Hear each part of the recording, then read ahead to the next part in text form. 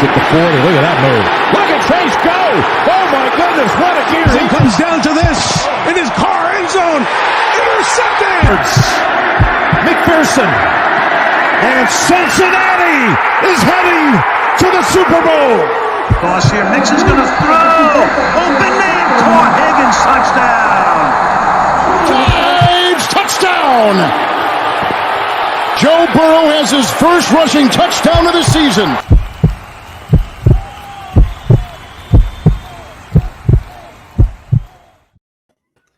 Uday, Bengal fans. He is Maan. I am Jake. This is the Bengals Pulse, the heartbeat of our Cincinnati Bengals. Maan, we are back at it again. Busy week. We have a lot to talk about. Episode 18 is here. Maan, I had a great week this week. The team that I am the head coach of, we won our first game, which is always a good way to start the season. I'm very proud of all my players. Battled a tough team and came out with the dub. Maan, how's your week gone? Congratulations, Jake. I'm glad you guys won. Thank you. Listen, just busy week at work, a lot of training, trying to fit in Bengal news and getting really excited about that game one against Pittsburgh. But we still got the Rams game to go, and we still got to talk about this Giants game. I wish our team would have won. But, hey, you know what? It's preseason, trying to work out those kinks, and let's get episode 18 going. Let's get it going. Listeners, real quick, I just want to let you guys know that is not a blurb on your screen. That is a fantastic stash that Maan is kicking with. Yes, Maan, good stuff. We love the stash. All right, let's see the progress. We'll see the progress. Yeah, we'll see how it fills in next week. All right, let's get right to it, Maan. We got a lot to talk about, as you said. Busy week. Not just talk about a football game that happened on Sunday night, but man, oh man, it's been kind of crazy since the last time we were on air. As you guys know, we weren't able to film live last week, so we have not got a chance to celebrate and talk about the big news, and that is Ken Riley finally getting his day. He is going to be in the Hall of Fame. Congratulations to Ken Riley's family. Well deserved. What a incredible Bengal, and his family, just a class act. We could not be more proud and more happy for Ken Riley. So let's give it up for Ken. Congratulations. Very exciting news, Mom. What do you think about Ken Riley, our second? I mean, Paul Brown. I always count Paul Brown as a Bengal. So some people would say third, some people would say second, but our second player to be in the NFL Hall of Fame. What do you think, Mom? It was long overdue. I'm so happy for his family. 65 career INTs. I've said it before. You don't get 65 interceptions by accident. He should have been in years ago. I'm just extremely happy for him. I'm sad. I wish he was still here to enjoy it. I got to watch Bengal Jim's show last week. He had Ken Riley's son was on. It was pretty emotional, and I'm just so happy for his family. And let's get Kenny Anderson in next year and Willie Anderson. Let's keep on adding to the two, and let's get a bunch of more Bengals in that Hall of Fame. I really think there's a good chance we could have the Anderson duo next year. That would be awesome. And obviously, I mean, I am bummed about Ken Anderson. I know they weren't going to put two Bengals in, but I cannot believe that Ken Anderson is still waiting his turn. But Ken Anderson's another class act, and he'll handle that. He'll handle that like he handles everything, and that's classy. But as Bengal fans, we can be upset for Ken Anderson. But once again, man, I mean, Ken Riley, what a great, not just a great Bengal, but one of the best defensive backs in NFL history. Again, congratulations to his family. And, again, I wish he could be here too to see it, but I'm sure he's celebrating, looking down on us. And, man, once again, congratulations to Ken Riley. Well deserved. All right, Mom, the other big news, Jesse Bates is back. Mon. We talked about it on this pod quite a bit. Bengal fans are up and down, and they don't say anything negative, be positive. Jesse Bates is back. I don't think, I know you and I aren't surprised about this news. We've talked about it on our pod. I'm glad he's back. I think this is probably the plan all along. I think it also helps that our man Dax Hill has played extremely well. But I think either way, Jesse Bates here or not, Dax Hill is going to get a lot of playing time. We've talked about that already.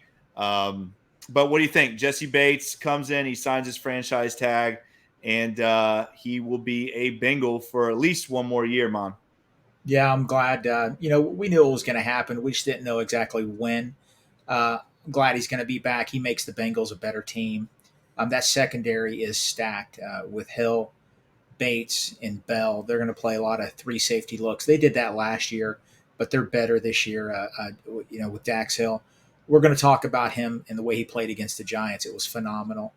But I'm excited about it. It's going to be hard for teams to throw against us.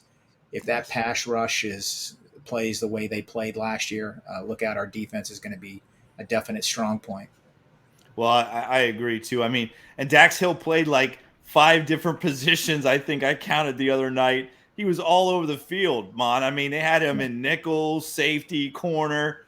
The guy he is so talented. What a steal. I mean, to think that guy fell to 31 again is just, I think I said it on our draft show. I cannot believe he fell to us at 31, the best safety in the draft. And I will stand by that. I said it from day one, and I will stand by that statement without a doubt. But let's get to the game.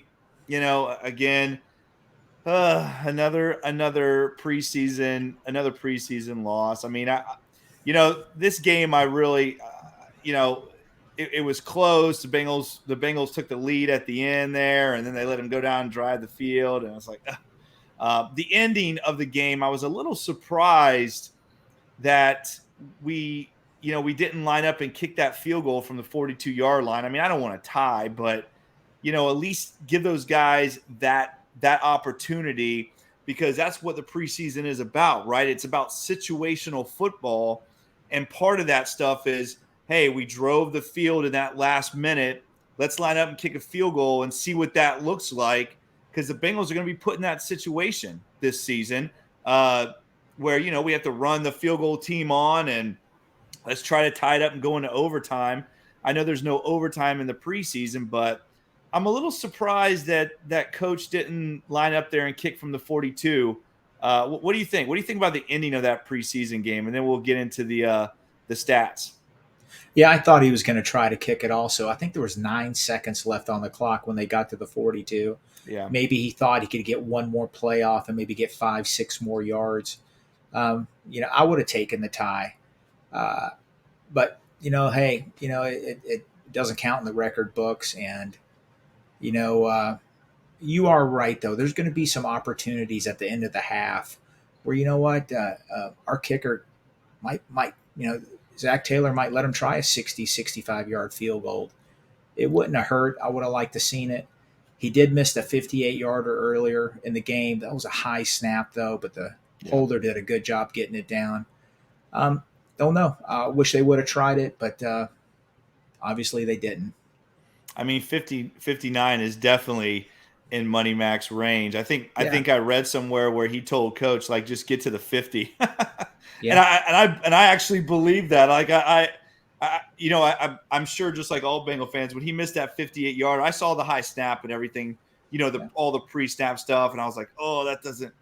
But I tell you, when he kicked it, I was like, what? He missed? I mean, I was almost in shock that he missed a 58-yarder. That's a good problem to have. He had the distance. He had the distance. Yeah. He definitely had the distance on it, but it was just I think it was kind of well, MetLife is kind of a that's a tough stadium too to kick in.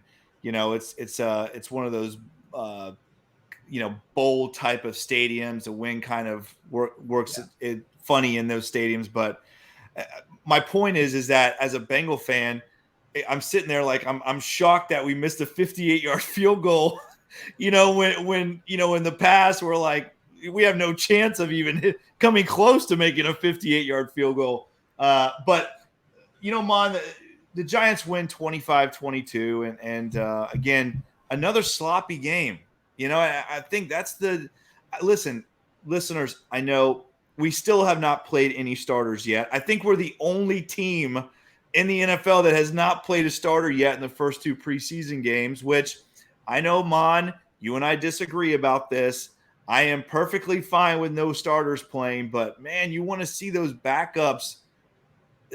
We got to build some depth here. And once again, the offensive line looked just poor. Deontay Smith had 3 holding calls against him. I mean, in those first 3 or 4 drives, there's like 5 holding calls. It very sloppy. The penalties are definitely piling up. They're becoming an issue. Again, guys, I know these are the backups, but those guys have to play football for us possibly. And those guys still have to be able to play, guys. I mean, these are not guys that all these guys are not going to be sent in the bench the whole year, and we would be ignorant to think that. These guys are going to have to play football for us. But once again, man, just sloppy football. And I just hate to see the penalties and all that. But let me go over the stats real quick, Mon, and I want to get your thoughts on the game. Brandon Allen, he played this game quite a bit, 14 of 20 for 105 yards. Jake the Snake Browning, 10 of 16 for 89 yards. Jaquez Patrick, once again, 4 carries for 28 yards and a touchdown. Travion Williams, 9 carries, 28 yards and a touchdown. Kwame Lassiter was the leading receiver, 7 catches for 91 yards, but a huge drop on the 2-point conversion there at the end of the game. Kendrick Pryor, 4 for 28. Made a big 3rd down catch, though. Did you see that 3rd and 5 contested catch? Man, what a big catch there. Trent Taylor, our guy, 2 for 32 and probably had the play of the night. What an incredible catch on 4th down that was. Money Mac, 3 of 4 for field goals. Again, like we said, he missed a 58-yarder. Chris Evans, we've talked about him last week. Had 1 kickoff return for 73 yards. Again, get that guy on the field, coach. Get him on the field. Defensively, Clay Johnston, 20 tackles, 16 total solo tackles, which is incredible, and had a sack, had a big hit, too, on 3rd down at the end of the game there. And then, obviously, they picked up the 4th down and ended up driving and beating us. Tyson Anderson with 7 tackles, Dax Hill with 6 tackles, and the nice interception. And our guy, Alan George, man, oh man, we talked about it when he was on our podcast. He just seemed like a football player. When you talk to him, he's just got that moxie, and he has had a great camp. He's had 2 great preseason games. He had 5 tackles and 3 pass defensed. So those are the stats. Again, sloppy game, Mon. What did you think? It was sloppy, and it being so sloppy, we still had a 9-6 lead at halftime, and we had a lot of missed opportunities in that. And we'll talk about Brandon Allen here in a couple of minutes. But yes, some of the good, Volson played the whole game. I don't think he was horrible. He did a good job. You could tell in the 4th quarter he was really gassed at the end. They had a close-up of him. He looked like, he was struggling a little bit, but he played well, and I think he solidified his spot at left guard. He played almost the whole game, I think. I think he played the whole game. He played every snap. Yeah. And Adeniji actually played well at tackle, surprised me. Listen, we didn't play our starters, but the Giants played some of theirs, and they have a pretty decent defensive line. Yeah, we didn't really rush very well, but, I think Adeniji and Hill and Volson played rather solid. You did mention Smith. He had 3 holding calls, just brutal. Reading Hobson's articles and the guys from The Athletic, they mentioned, maybe it's the rust. That's his first actual plays of the preseason. He's been hurt. So we'll see how he plays against the Rams coming up and how he practices against them. they had some opportunities. They had some decent field position, and they just couldn't capitalize. Listen, I'm not trying to be overly critical, but Allen just missed some wide open receivers. The Bengals should have had more than 9 points going in at the half. Back to Chris Evans. Wow. I mean, that 70-plus yard kickoff return was amazing. This team, listen, we have Chase, Higgins, Boyd, Mixon, Hurst, and you got Mixon. Evans, you have to find a way to get him the ball during the game. I mean, I don't know how they're going to do it, but he's got to get 6, 7, 8 touches a game. Now, I'm not talking kickoff returns. They have to create a package for him to come in, because that guy touches the ball. He could. I mean, he's gone. He's electric. He's special. Yes, he's electric.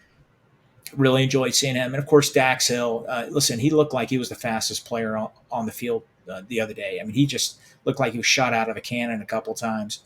The guy, I said it last week. He belongs. He belongs on the field.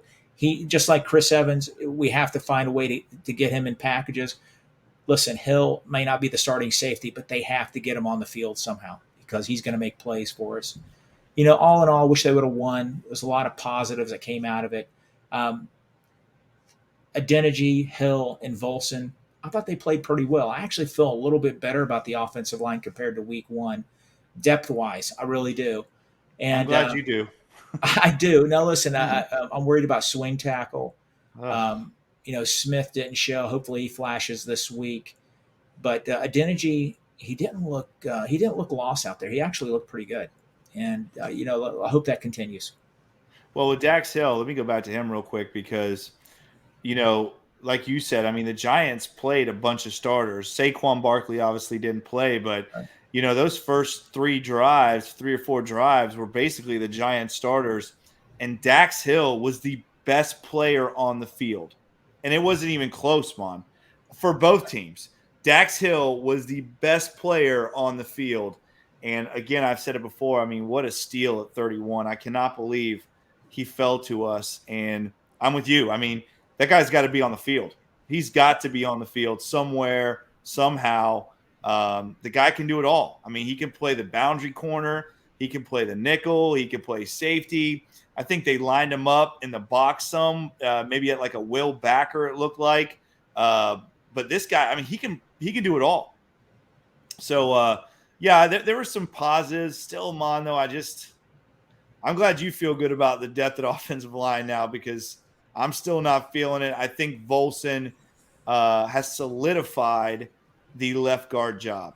I think there is no way. I would be shocked if Volson is not the starter on 9/11 against the Steelers. I would be absolutely floored if number 67 wasn't in that starting offensive line. But let's talk real quick, because I want to go back to Chris Evans again. To me, he has solidified the starting kickoff return job and the number 2 running back job. I mean, first of all, we haven't even seen Samaje Perine, and I know he was banged up, but Chris Evans has got to be on the field. He's got to touch the ball, like you said. He's got to touch it 5 or 10 times a game. And I'm not talking about special teams. I'm talking about offensively. He has got to be on the field. 4th wide receiver. Let's talk about 4th wide receiver spot right now, because it is getting kind of interesting. I think right now, to me, Kendrick Pryor is the 4th wide receiver. The guy has just made some incredible catches. He's made contested catches. He looks like he belongs, like you like to say. Trent Taylor's making this roster again. There's no doubt about that. I like to see Trent Taylor play some offense, because that guy makes plays. And, we saw it last year as well. And again, I know Kwame Lassiter dropped that big 2-point conversion, but he, at one point, he was the best player on the field on offense for both teams. So I like Kwame Lassiter too. I think all 3 of those guys actually are going to make this roster. I really believe that. What do you think? That's it. That's going to be a really, really tough decision, tough choices there for the Bengals coaching staff.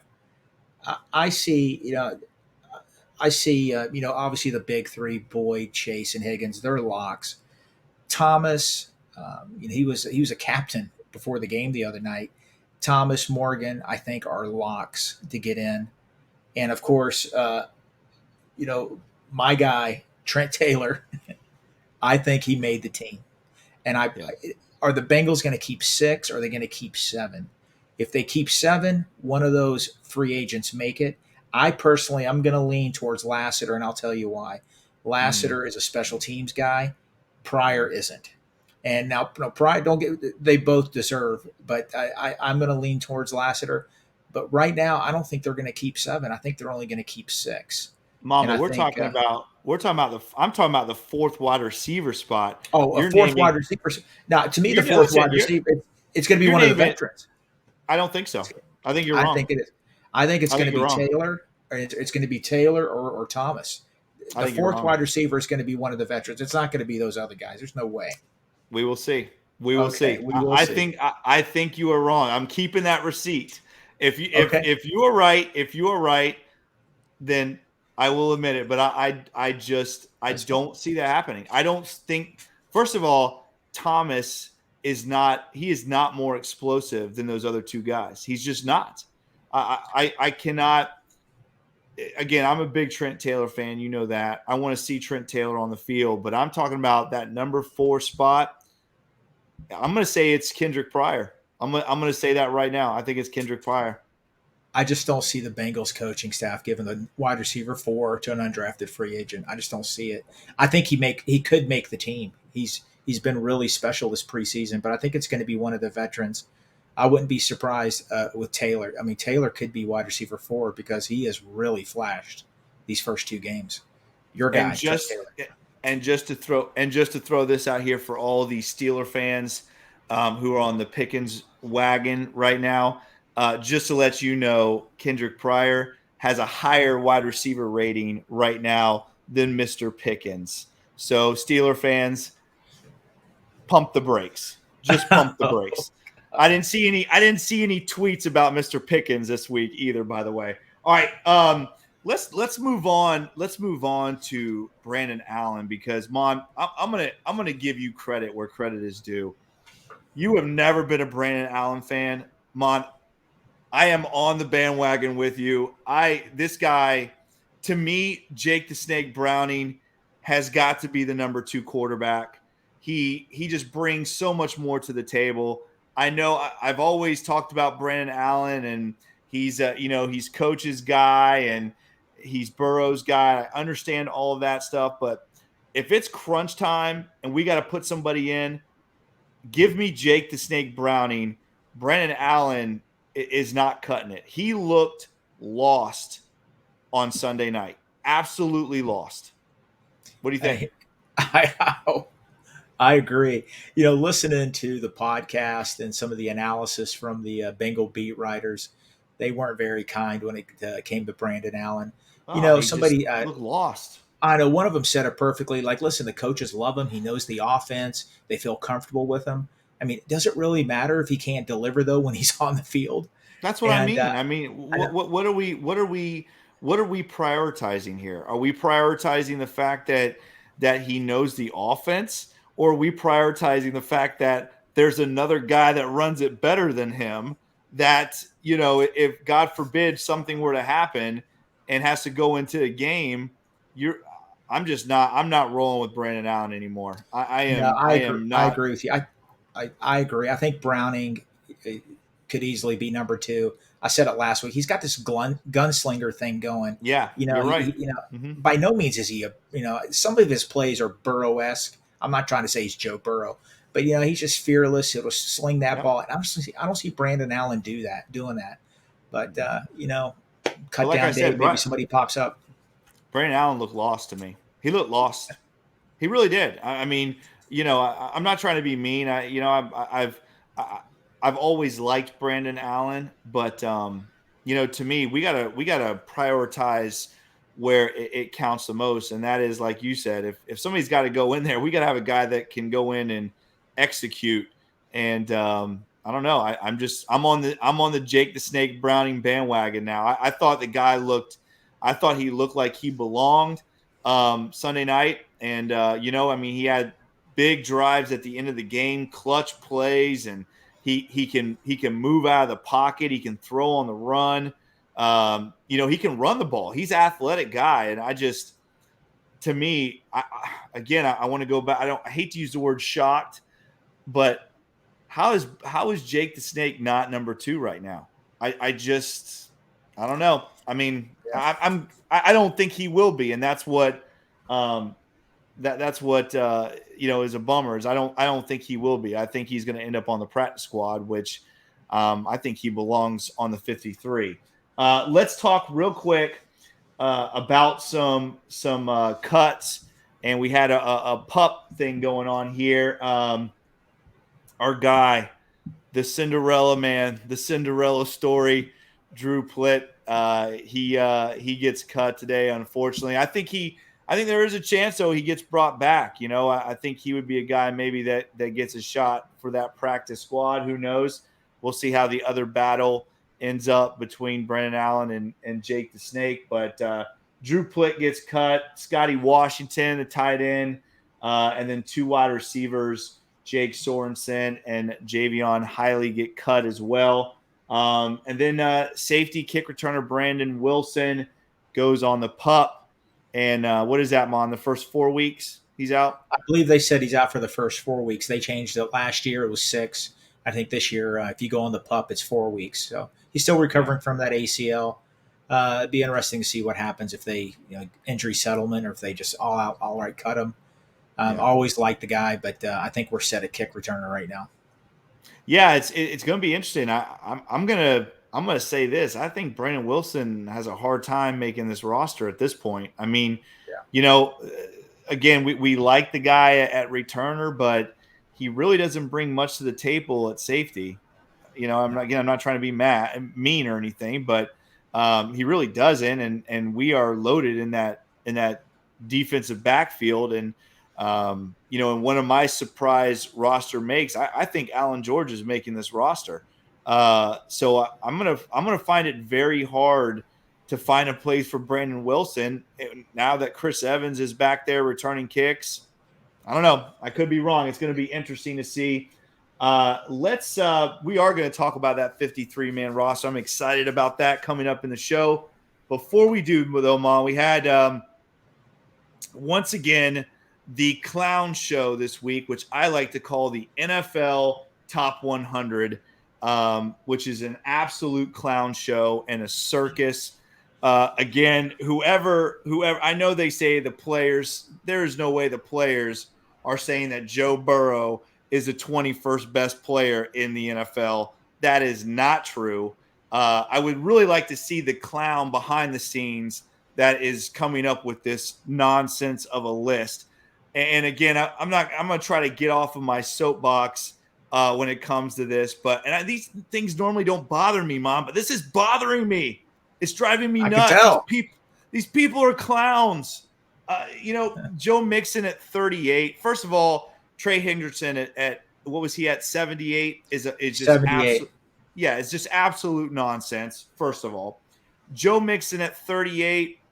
Okay, I mean, I would say more top 30, but. That's probably right around the range. I get it. Jamar Chase at 24 and Joe Burrow at 21 is absolutely insanity. It makes absolutely no sense. There are not 24 or 21 players better than either one of those two. And I don't care. If you believe that there's 21 player or 20 players, I guess it would be, better than Joe Burrow, then you have not been watching the NFL and have absolutely no idea what you're talking about. Show me 20 players that are better than Joe Burrow. And furthermore, Mon, show me 100 players that are better than Logan Wilson and T. Higgins, because there ain't 100 players better than either one of those. there ain't 50 players better than either one of those. So again, whoever's running this clown show called the Top NFL 100, you need to be fired because you have no idea what you were talking about. Mon? Jake, I'm worried about you. Are you okay? I mean, you're a little I'm fired a up. little. I think I need to call Angela. Like, hey, talk to Jake. I hear you. Listen, I get it. I tell you, you know what? Watching that, I think Burrow should be higher. I think Chase should be higher. Chase's first year in the league. I sort of get the argument. Yeah, but what gets me is, okay, Mixon was at 38. Hey, I'm happy with that. He had a great year. He's been in the league for years. That's his first time in the NFL Top 100. Give me a break. That's crazy. That's the first time he's made the NFL Top 100. I'm sorry. He has been one of the top 100 players in football for years. And unfortunately, you know what? I mean, he gets recognized now. The Trey Hendrickson one to me is the biggest slight, though. I mean, he had a better year than he did the year before against the Saints, and he dropped 5 spots. That's ridiculous. He should be in the top 60, top 50. Joe, to me, Joe should be in the top 15. But listen, let them use that as bulletin board material if they do. Let that motivate them. T. Higgins didn't make it. Maybe I'd like to see where he came. Sometimes when they get the number one, they go, hey, guys that were like from 100 to 110. I'd like to see that list, the guys that almost cracked the top 100. I'd like to see if T. Higgins is there. But I think he was deserving. But you know what? I'm just not going to let that bother me. What about Logan Wilson, Mon? What about Logan Wilson? I mean, are you serious? Logan Wilson was hurt a little bit. Maybe that hurt his chances. I expect him to be in the top 100 this year. But come on, look at the numbers. Look at the numbers, Mon. Look at the numbers. I mean, numbers don't lie, Mon. Listen, there are not 50. There are not 50 players better than Logan Wilson and T. Higgins. There aren't. Let alone 100. There are not 50 players better. And let's go back to Joe Burrow real quick. Joe Burrow is the best quarterback playing in the NFL right now. He is. The numbers don't lie. He is the best. Would you put him ahead? Would you put him ahead of Rodgers? Yes. No. Absolutely. I think he should be higher than 21. But I don't think he's higher than him. If you put Aaron Rodgers behind our offensive line this last year, the Green Bay Packers do not win 6 games, Mon. That's a fair point. If you put any quarterback behind the offensive line that Joe Burrow played behind last year, those teams don't make the playoffs. Those teams don't win their division. Those teams definitely don't go to the Super Bowl, Mon. Joe Burrow is the best quarterback in the NFL. It's not – well, I don't want to say it's not close because there are some good ones. But Joe Burrow is in the top 5 best players in the NFL, and Jamar Chase is in the top 10. They should – don't give me the 15 and 20. They are both top 10 players. Now, Aaron Donald, to me, Aaron Donald is the best player in the NFL. I truly believe that. I think he is number 1. Joe Burrow ain't that far behind. And there's definitely not a quarterback ahead of Joe Burrow. And I would be hard pressed. You would have to show me a receiver that is better than Jamar Chase. And again, this top 100 thing is supposed to be for that season, not as a career. It's for that season. And last year, there was not a better quarterback and there was not a better receiver than Joe Burrow and Jamar Chase. A lot of it's a popularity contest. Jake, one year they had a player, I forget who it was.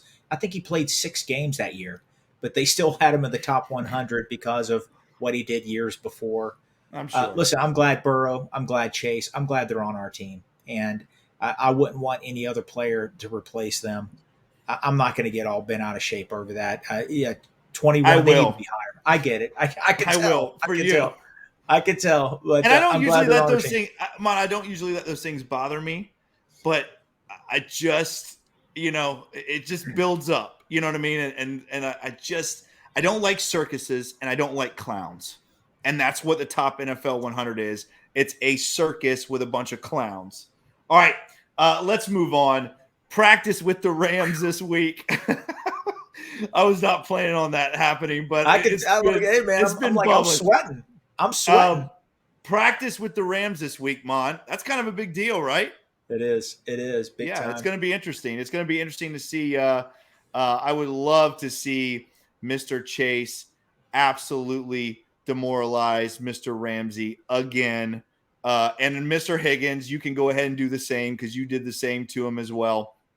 Going to be interesting, though, joint practices. We don't see very much of this from the Bengals. What do you think? No, we mentioned earlier our starters haven't played at all this preseason. And you know what? I think Coach Taylor, and I think it's a brilliant move. He's going to use these two practices, Wednesday and Thursday, to gauge his first team. The starters are going to practice a majority of the snaps. They're going to line up against some good Super Bowl champs. They're going to line up against the Rams. And that's how he's going to get his team ready for week 1 against the Steelers. It's going to be good to see. And, it's been a few years since the Bengals did it. Listening to Ace and Zim, they were talking about potential fights, and they see Chase and Jalen going at it. So I hope it doesn't happen. But he said that, they both said that they could see that happening. Well, I mean, let's be honest. Let's be honest. Higgins and Chase embarrassed them. I mean, they embarrassed Ramsey. They embarrassed him. I mean, they made him look average at best. Yeah, I think whoever lines up at practice, whoever lines up at left guard when they start practicing, it's set because the guys, Kappa, Collins, all those guys, Karras, Williams, and whoever the left guard is, they haven't played together, so they're going to have 2 full days of hardcore practicing. That offensive line is going to be our offensive line week 1. And it's good. These guys need it. And they won't play against the Rams in that final preseason game, but they're going to practice a lot against them over this next week. Yeah, agreed. I think it's going to be I think that is going to be the test for this Bengals team to prepare for that Steelers game. Because I'll be honest with you, I'm going to be interested to see if any starters step on the field in the actual game against the Rams. I don't see it. I don't see it either. Before we get to the 53, man, just one more thing I want to talk about very quickly. Mr. Thaddeus Moss has made the news about a play against the Giants' first-round pick. Mon, I want to know, because I'm going to tell you, for me, that play is legal, and it's legal in the NFL. Players do it all the time, every Sunday. And, of course, when the Bengals do it, now it is dirty play. This guy needs to be suspended. This guy needs to be fined, which is really a joke. When a Giants player did that later on in the same game to a Bengal player, what did you think, though? What did you think about that play, that cutback block from Moss? I hate to see the player get hurt. He's a high draft pick. You don't want any player on any team to get hurt. It was a legal play. There was a lot of hysteria afterwards, a lot of Rich Eisen, everybody, Emmanuel Acho, cheap this, cheap that. But, there were more players coming out defending it. And actually, somebody spliced up some footage of that game. There were plays where the Giants did the same thing against Bengal players in the same game. So, Rich Eisen did backtrack. I guess he caught a lot of hell from Mark Schlereth and a bunch of people. That play is run 20.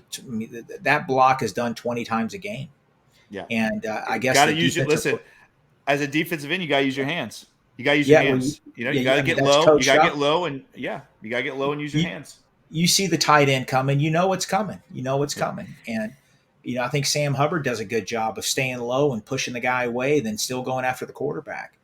And it's unfortunate. You don't want anybody to get hurt, but of course, everybody, this hysteria, blah, blah, because he was a high draft pick. Listen, the Giants weren't upset about it. Even the coaches said so after the game. They do the same thing. Yeah. And, I'm glad it's not catastrophic. He'll be back in a few weeks. Well, let's get to the 53 real quick before we go, Mon. Let's talk about it. Just obviously, before our next show, the 53-man roster is going to be established. I still think there are going to be some spots that are going to go to maybe some guys that get cut or, some of those free agent guys that are about to happen. Before I let you go, I do want to say this, that for me personally, I think, and I already told you the receivers. I think Trent Hill. I'm sorry, Trent Hill. Now I'm doing it. Trent Taylor. I think Kendrick Pryor and I think Kwame Lassiter all make this football team. I think they all make the 53-man roster. I also think Clay Johnston makes this 53-man roster. And I also think Alan George makes this 53-man roster. Mon, who do you think? Any surprises out there? I think we're going to have a new punter. I think Chrisman's going to win. I Wow. think Huber's gone. I'm going to go ahead and call it right now. I mean, I think the Bengals go heavy at running back. Hobson wrote about it, and I read, and I agree with him. I think they're going to keep Travion Williams. They're going to go 4 running backs. That's going to keep them short. Instead of keeping 7 wide receivers, they're going to keep 6. I don't think any of those rookies make the team. I think one of them will be on the practice squad. I think Boyd, Chase, Higgins. I think it's going to be Thomas, Stanley Morgan, and it's going to be Trent Taylor, 6 wide receivers. So you're saying right now that Kwame Lassiter and Kendrick Pryor, neither one of those guys make the 53. No, I don't think they do. I think one of them will be on the practice squad. I think they go light at. I think they go light at. Well, not they keep 6 wide receivers. They could keep 7, but I think that they're going to keep an extra running back.